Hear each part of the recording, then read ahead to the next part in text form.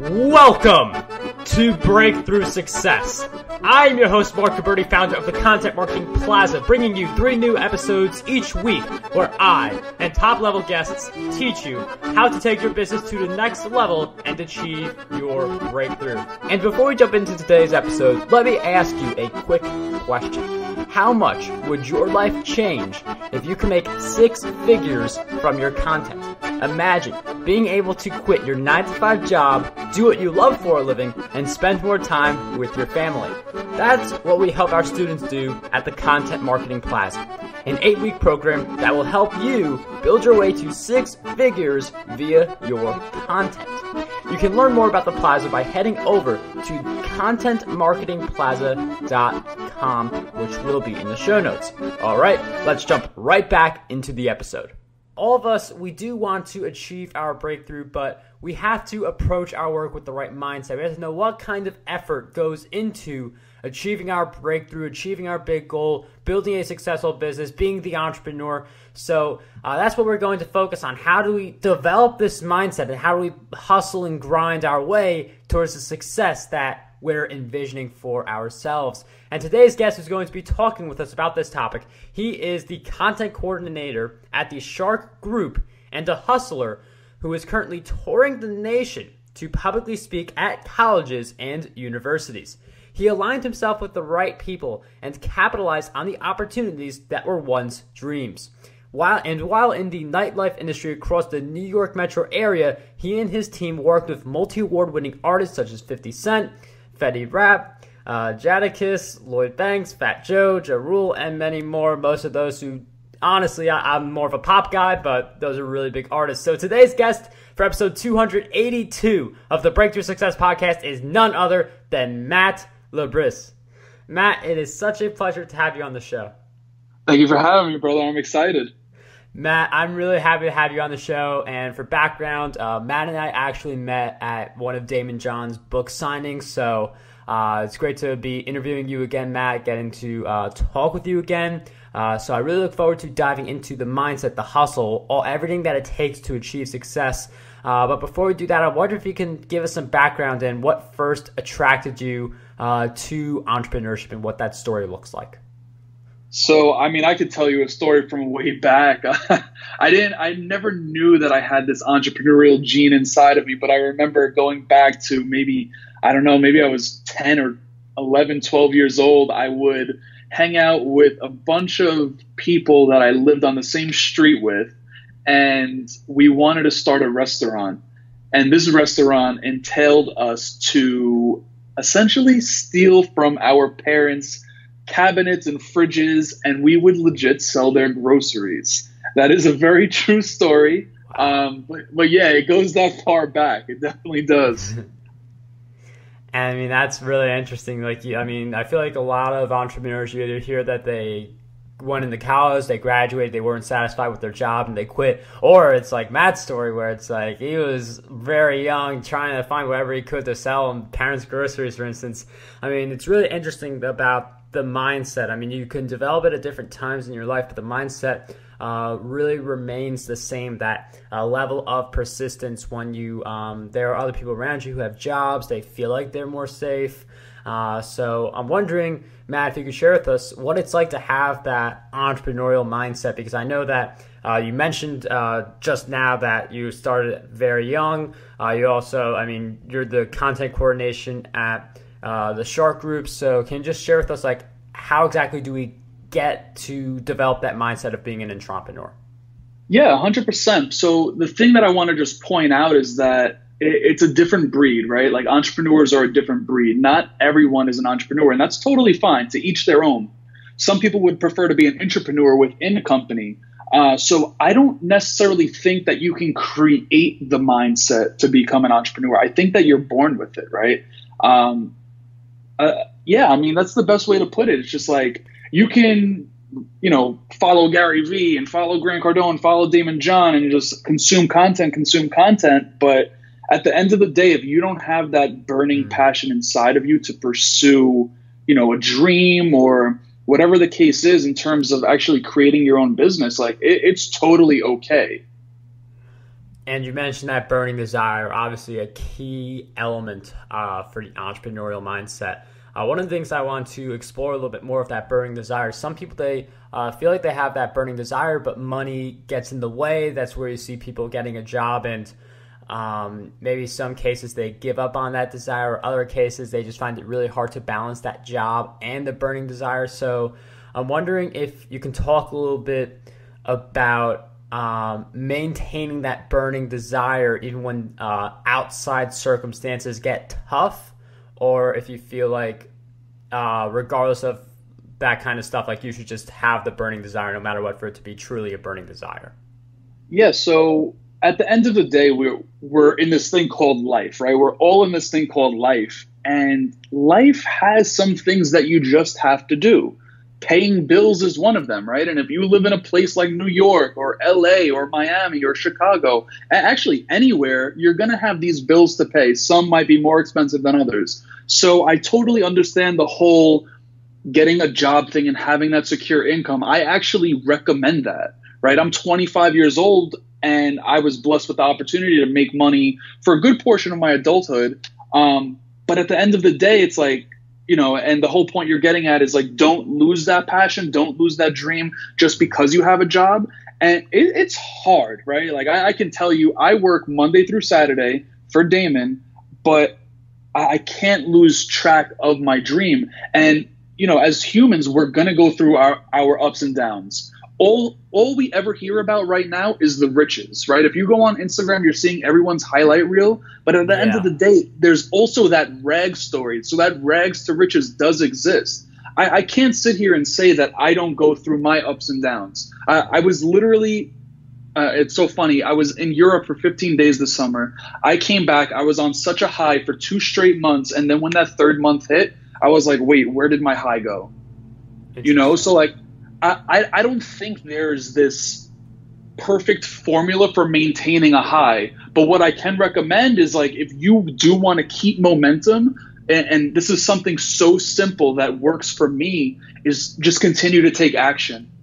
And what I mean by continue to take action is make sure that you keep that big goal in mind, but don't let that big goal be your main focus, right?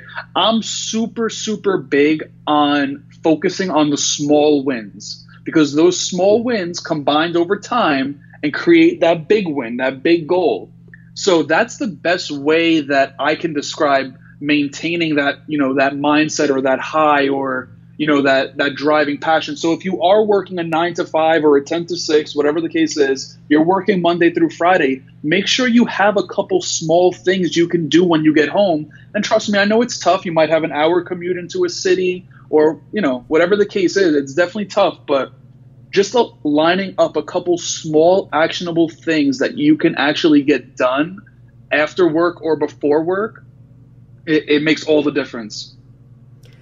And I mean, a lot of really interesting insights in there, like maintaining the high. And I feel like taking a vacation can really make an impact. As Matt mentioned, he went to Europe for 15 days. It's interesting you brought up how you liked the idea of having a job and also doing your entrepreneur stuff. I mean, I know you work for Damon, and Damon, like, he worked at Red Lobster for a while before he made the full jump to being an entrepreneur. And I mean, you mentioned a lot of key points, like you have commutes, you have other things like that. I mean, you mentioned small wins, which I really like. I feel like that's something that a lot of people should be thinking about. But how do you find the energy to continue on your true, I wouldn't say true passion, because like, I feel like you have a lot of fun working with Damon, but how do you work on your business after your work? Like, how do you find the energy to make that happen after, in some cases, could be a long day? Yeah, so it's tough. I cannot sit here today and say, oh, you know, like, it's all about just having the dream. Like, trust me, I get home and it's 8 o'clock, it's 9 o'clock, and I'm just like, you know what? I just want to eat and go to bed, right? I'm a human being. Like, I too do get tired. Like, that's just what it is. So what I started to do that really works for me is I started practicing the Miracle Morning. I read a book by Hal Elrod, and at first I'm like, you know what? I'm not necessarily a morning person, but, you know, as you said in the intro to this episode, it's like I was in nightlife for 7 years of my life, which entailed me to be up until about 4 a.m. each night. So I was more of a night owl as opposed to a morning person. But I was like, you know what, let me give this book a try. Essentially what Hal practices and teaches within this book is literally miraculous. So the name Miracle Morning is perfect. And it works for anyone that has a job. So I'm so happy to be able to deliver this insight right now. Basically, what you do is wake up. For instance, I wake up at 5 a.m. every morning. I do 5 things right off the bat to start my day. I exercise, I meditate, I pray, I show gratitude, and I journal. Getting these 5 things off of my plate gives me that added time after the day ends, or my work day ends, I should say. So when I get home from work from a 9 to 5 or 10 to 6, my focus isn't on one of those 5 things which I have laid out as daily goals. And trust me, like, this changes for any and everyone. If someone's listening to this that has children, like, or, you know, has to take care of themselves in terms of laundry and, you know, whatever else, you can plug in whatever goals you have to plug in and just plug them into that Miracle Morning formula. And I think that's the best way to go about being able to focus when you get home from work. And, you know, little practical things like writing a to-do list or, you know, something of the sort definitely does help. And I mean, for some people, they think like getting up like super early is a big commitment for them. And I'm wondering if you could talk about how you were able to do that, especially since you mentioned that you were the complete opposite of big night owl. So I'm wondering if you could talk a little bit how you were able to make that shift without feeling groggy in the middle of the day. Yeah, so let me just put it out there. I do not drink coffee. I do not drink coffee. I am not a caffeine person. So, you know, waking up at 5, it's just like, shit, like I really don't want to. But what I did was I just went cold turkey, right? I usually would typically wake up anywhere from 7:30 to 8. But it's actually so crazy because I didn't set an alarm the first day that I wanted to wake up at 5. And I just told myself for a full week while reading this book was that, all right, Matt, you're going to wake up at 5 starting whatever day it was. Let's just say October 1st for the sake of it. And, you know, it was the last day of September and it was about to be October 1st and no alarm set. I woke up at 5. Wow. So it was literally my subliminal mind that was programmed to tell me I need to start waking up at 5. And for 7 days I did it. And I said, all right, for 7 days, this was not as bad as it sounded. You know, it did not sound, it sounds rough, right? 5 a.m. Oh my God, you can get 2 more hours of sleep, 3 more hours of sleep. But it's like, all right, it just wasn't bad. And after a while, I just realized how much more energy I have after work. And it didn't make sense because I was on less sleep, but you know, it turned out to work. And do you compensate by getting to bed a little earlier, or do you just have one less hour? So that's a great point. That's something I actually didn't bring up. So you have to set a bedtime, right? And I think everyone should have a bedtime. I am not going to talk bad about people that grind until 4 a.m. because I respect that so much. And I've been there. I've done that. But I think everyone should have a bedtime. Mine's personally 11 to 11:30, you know, at latest it's midnight. Like if I really have something going on, it's just like, I have to get it done. It's like, all right, midnight is the cutoff. But with that said, I try and cut out any screen time. So like cell phones, laptops, TVs, like I try and cut that out by 10 if I'm getting to bed by 11. And that drastically improves sleep. So I personally sleep terrible at night, or I have slept pretty terrible at night. But once I cut out that screen time, it drastically improved my sleep, which drastically improved how I felt throughout the day and essentially gave me more energy to get done what I had to get done. That is interesting. I mean, I feel like we're so attached to our screens, so we hear about it, how important it is, but to get off them before bed is just so hard to do. And I mean, you're getting up earlier, you're able to do more work, you're really grinding, staying up late. Like what exactly, like how do we determine what our grind is? Because I feel like we could get distracted very easily and not really do what we're supposed to be doing. So how do we get more clear on what we're supposed to be what our grind should look like? Yeah, so this question, like, it differs for everyone, but I can give such a clear response to anyone. And I like to work backwards in this sense, right? So what I do very simply is take out a piece of paper. I go super old school with it. I pull out a piece of paper and a pen, and I write down at the top of a piece of paper my main goal. So I'll use the example that I want to speak in the theater at Madison Square Garden in front of 100,000 people. That's a number. I don't even know if 100,000 could fit in there, but that's the goal, right? And what I do there is deconstruct that main goal. So it's like, all right, what do I have to do to get recognition? I need to brand myself. I need to speak, at smaller conferences first. All those things it's the blueprint, right? It's literally the blueprint. And I think the best way is to work backwards. And because everyone knows the main thing they want to accomplish, but your question is, what are essentially the steps to get there? Like, how do you know what to do? What's the grind? And the best way to do it is work backwards. That's it. And I just want you to note that Matt said a really big goal there, and you should definitely be saying more big goals like that publicly. You should be thinking about them, because you could set a goal to speak in front of 100 people, but I mean, if you set a goal to speak in front of 100,000 people, I mean, we hear about 10x. I don't know what X that is. I'm not doing that around my head. Maybe like 1,000x, something like that. But like Matt is like, he just gave a really big goal out there, and I really think a lot more people will accomplish a lot more things if they give themselves big goals like Madison Square Garden. Yeah, totally. So that's the thing. Like, you can't shoot small, because if you shoot small and you miss, you essentially land upon something even smaller, right? So it's like, just shoot for the stars, man.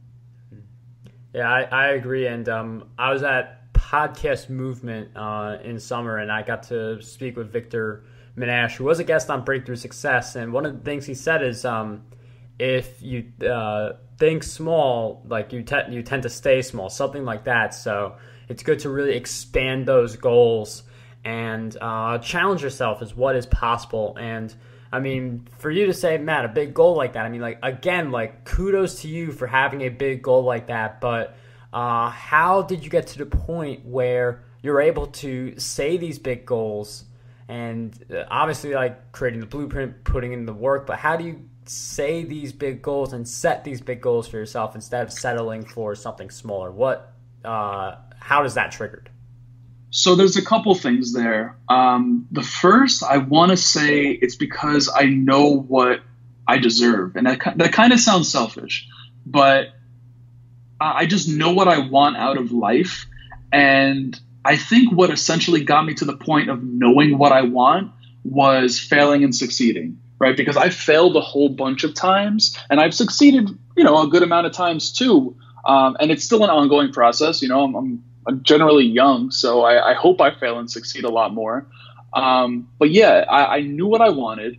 I knew what scale I wanted it on, and I knew what I was passionate about. And what I'm passionate about is impacting the lives of others in the form of different forms of content, such as public speaking, ebooks, general books, podcasts, social media content. Like, all of that stuff really, it just resonated with me. And I can go into a little story. The first time I ever spoke publicly after I graduated college, what impacted me the most that day was the fact that, not that I controlled the room, or not that I was up in front of 75 people, or whatever it was. It was the fact that each one of the people that was in the audience came up to me after. That was the impact I had. And yeah, that feeling made me realize, like, I need to do this on a larger scale. So I guess a good answer to this is just like, you gotta test the waters. Like, if there's something that you want to do, like, go out and try it. Yeah, I really like that advice, because I mean, if you have never spoken and you're thinking about getting in front of 100,000 people, I mean, it's good to have that goal, but once you get in front of as Matt mentioned, that first audience where maybe 75 people are in there, you have an idea of what it's like. You have an idea of the impact you create. And having that impact and actually seeing it in action only fuels you to go after more. And something important there that I also want to mention, if you ever get a public speaking gig, just as Matt did, continue to stick around after the event, continue to talk with attendees, because that's when you really get to see the impact of your work, and there are certain opportunities that can come your way. So I just wanted to point that out. And I know that you listening to the show, you may have a goal that you feel like it's a big goal. You're wondering why you are not there yet. So getting from where you are now to this goal that you want to accomplish. So Matt, I'm wondering if you could share with us, what do you believe holds most people back from being able to accomplish their biggest goals? Themselves. That's the best way to put it. It's themselves. And I'm very guilty of this, and that's exactly why I could say it without even having to think about it. Yeah, I've held myself back countless amounts of times, and people will be like, "Oh, it's the money, it's this." It's not any of that. It's yourself.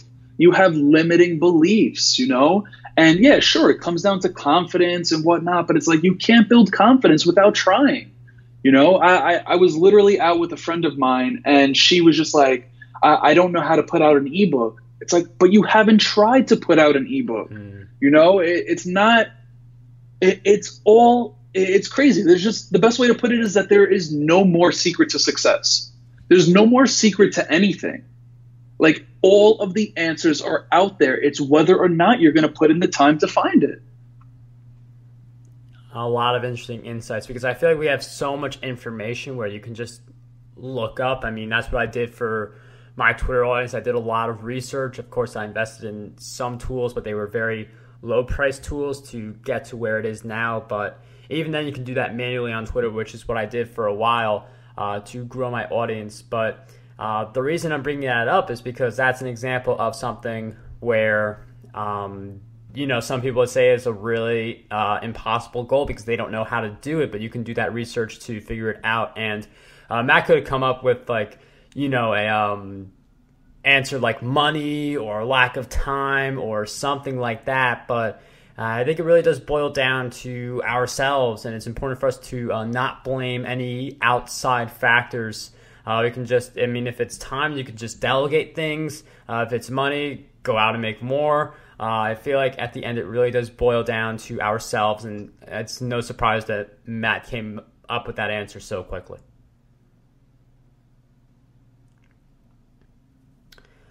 And I know that you mentioned yourself as like the big thing, and I feel like that's true for a lot of us as well. But one of the things that's also true is that in our journeys, we face several challenges throughout our time together. So with that in mind, Matt, I wonder if you could share with us one big challenge that you faced in your journey and a powerful lesson you learned during that challenge. Yeah, man, I've faced a lot of challenges, and I think, my most recent, maybe not my most recent, but a very notable one was I pretty much had the mindset that money was going to define my success. And it wasn't until a very notable name, Gary Vaynerchuk, Gary V, however you want to call him, he had a TED Talk, and I was just on YouTube. I came across it. I think that it might have been I was probably 2-3 years ago. It might have been 2015. And in that TED Talk, he mentioned the term legacy over currency, right? And at that point in my life, I was just living it the complete opposite way. So it was very challenging for me to grasp that. And it's just so crazy that it stuck around, that one quote stuck around in my head for so long. And essentially, if I didn't hear that at that point, I wouldn't be working for Damon today. And the reason I say that is because I had to work for Damon for free for 10 months. And this was the absolute most challenging thing for me at that time, because I was just all about making money. I'm a natural born hustler. You could put me anywhere in the world and I will find a way to make money. That's just the way I am. I don't know if it's because I'm from New York or if it's because I'm from Queens. That's the way I was raised. I really don't know. But to give my services away for free, or to give, just to put in work for free, was the most challenging thing. But what I want to say is, when you are faced with those type of challenges, you come out with great reward, right? And now I'm here today working with Damon for 2.5 years. And yeah, it was all because of that challenge. And I mean, it is interesting where, I mean, money is definitely an important part of life, but it's not necessarily everything. So, I mean, Matt, I could see like a lot of like having that job with Damon, first 10 months not receiving any money, but I'm sure all the experiences, and now, I mean, like, you look at it and you're very happy with the decision you made. But that's a very interesting point that you bring up, thinking about life beyond money, thinking about what kind of impact do I want to leave, what kind of work do I want to do. And another thing that I want to talk about, I mean, you mentioned earlier The Miracle Morning. We had a fun conversation about that because I feel like that is a very important book, and I feel like a lot of people have recommended it in the past. I've listened to the audiobook. So with books in mind, I'm wondering if you can share 3 books that you believe will have a positive impact on us. Yeah, for sure. So, I mean, I love reading, and I don't want to give the books that everyone's going to, if you ask this question to 10 people, they'll all give you the same answers. Obviously, there's the notable ones, which I'll just go through really quick: Think and Grow Rich, How to Win Friends and Influence People, Rich Dad, Poor Dad. Like, I don't want to give you those answers. I want to give you the books that people might not have heard about. One in particular is probably my favorite book I've ever read. It's called The Energy Bus by John Gordon. Absolutely phenomenal book. It's super quick and easy to read.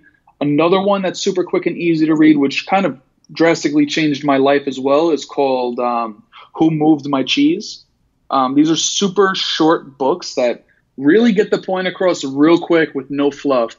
And the third I'm going to have to say is The Magic of Thinking Big. Now, please forgive me, I don't know the author's name off the top of my head.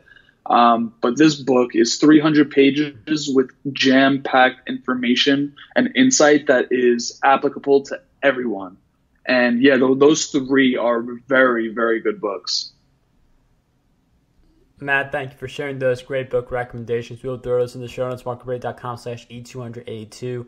I know what book you're talking about, The Magic of Thinking Big. I'm not sure if Schwartz was the author. Like, I think I mean, that's a total guess, just educated guess. But either way, the author of that book and everything else you need will be in the show notes of this episode. We'll also throw in Content Marketing Secrets in there because there's an audiobook of that book available for anyone who is interested. And before we wrap up this episode, Matt, I've asked you several questions throughout our time together, but what do you believe is one question that we need to be asking ourselves more often? I think a great question that I always find helpful is, how do you deal with failure? And listen, there's people that will avoid failure in life, but it's those failures that essentially turn into successes because you learn, right? And everyone deals with it differently. So I think it's really good to hear different people's opinions on that question. Matt, thank you for sharing with us that great question and all of your great insights throughout our time together. If you guys want to learn more about Matt, you can check out his site. That will be in the show notes. And he's also, as we mentioned like very early in the show, he's touring colleges and universities. So if you know someone who is looking for a speaker for a college or university, or you are in that position where you can make that decision for who to bring in as your next speaker, I strongly recommend Matt. He's got a lot of great insights for you. Matt, where else can we find you for anyone who wants to learn even more and consider having you speak at their college or university?